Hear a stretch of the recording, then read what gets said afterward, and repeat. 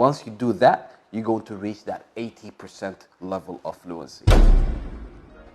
You know, there are a lot of reasons why students or English learners don't reach that high level of fluency in the English language. And one of the main reasons which I realize, and I'm glad we're recording this session because I'm going to share it with my Instagram, on my Instagram page, and I hope you don't mind that. There is a statistic made on the usage of English language, and it said 80% of the English that is used by native speakers is only made up of 500 words.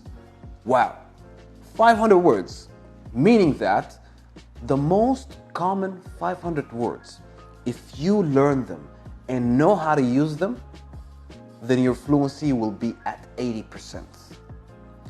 But a lot of people fail to reach that level of fluency because of a problem that I'd like to divide into two parts. Part one of the problem is that when a student is learning new vocabulary, on what basis is the person deciding whether this is a good word for him to learn or it's not a good word? Just like even if I'm a teacher and I tell you to memorize these words, you have to ask yourself a question. Is this a word that I can use in my daily conversations? Yes or no? If it's a no, then it's not a good word for you to memorize, right? So that's the first part. So a lot of people spend a lot of time memorizing words that they're not going to use. And what's the point of memorizing something that you're not going to use? And remember, if you don't use it, you lose it. The second part is the usage, how to use the word. Now, some words are ready. Once you understand the word, you know how to use it in sentences. Some words, you have to read and understand the grammar behind them. For example, prepositions, how to use prepositions. There are many different kinds of prepositions. How to use adjectives. There are many different kinds of adjectives. How to use adverbs.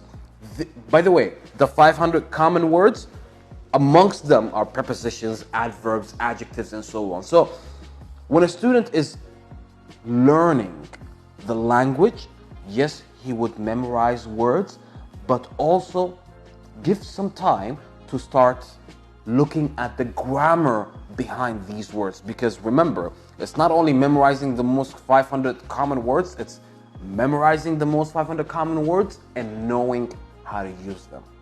Once you do that, you're going to reach that 80% level of fluency.